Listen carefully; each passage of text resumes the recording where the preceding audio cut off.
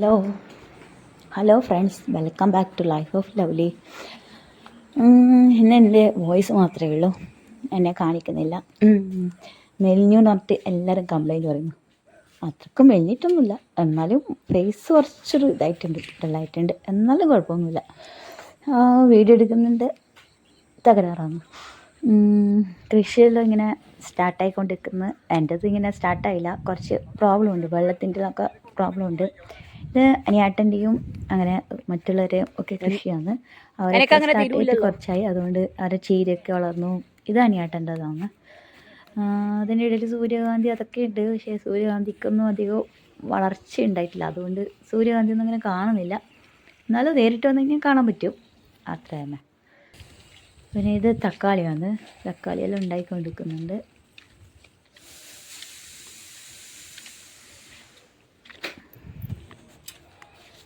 ഇത് നമ്മളെ കൃഷീൻ്റെ ഭാഗമുള്ള ആൾക്കാർ ചീരയൊക്കെയാണ്. അവരെ ചീര നന്നായിട്ട് വരുന്നുണ്ട്. ചീര മാത്രമല്ല, മറ്റുള്ളതൊക്കെ വിത്തൊക്കെ പിടിച്ചു കഴിഞ്ഞു. ഇതൊക്കെ അവർ കൂട്ടായിട്ട് ചെയ്യുന്നവരാണ്. ഇപ്പോൾ 3, 4, 5 ആൾക്കാരെല്ലാം ഒന്നിച്ച് ചെയ്യുന്നതാണ്.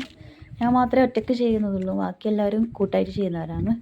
അതുകൊണ്ട് സഹായത്തിന് അവർക്ക് ആൾക്കാരുണ്ട്. ഒരാളല്ലെങ്കിൽ ഒരാൾ ചെയ്യാനുണ്ടാവും. പന്തെല്ലാം കിട്ടിക്കഴിഞ്ഞാൽ എല്ലാത്തിനും അങ്ങോട്ടും ഇങ്ങോട്ടും സഹായമാണ്.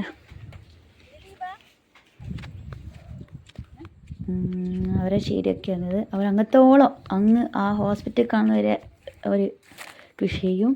നീളത്തിലുള്ള കൃഷിയാണ്. ഒരു സൈഡ് ചീര, ഒരു സൈഡ് പന്തൽ, അങ്ങനെ ഇതായിട്ടാണ് അവർ ഒരേപോലെയാണ് അവർ ചെയ്യുക.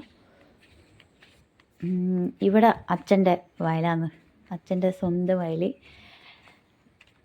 അച്ഛനവിടെ വയലിൽ സ്ഥലമൊക്കെ എടുത്തിട്ടുണ്ട്. അതൊക്കെ വേറെ ആൾക്കാർ ചെയ്യുന്നതാണ് അവിടെയൊക്കെ.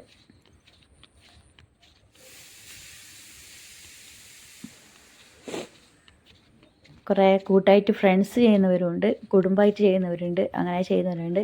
ഇതൊക്കെ ഫ്രണ്ട്സായിട്ട് ചെയ്യുന്നവരാണ്. അവർ 4-5 ഫ്രണ്ട്സ് ഒന്നിച്ച് ചെയ്യുന്നത്. അതെല്ലാം എല്ലാം നിൽക്കപ്പാ, തിരക്കില്ലല്ലോ, പണി കുറച്ച് ബാക്കിയുണ്ട്.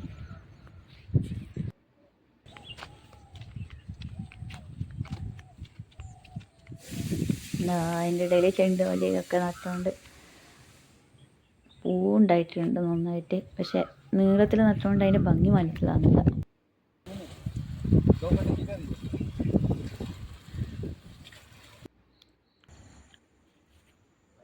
നല്ല വലുപ്പമുള്ള ചെണ്ടുമല്ലിയാണ്. ശരിക്കും നല്ല രസമാണ് കാണാൻ കേട്ടോ.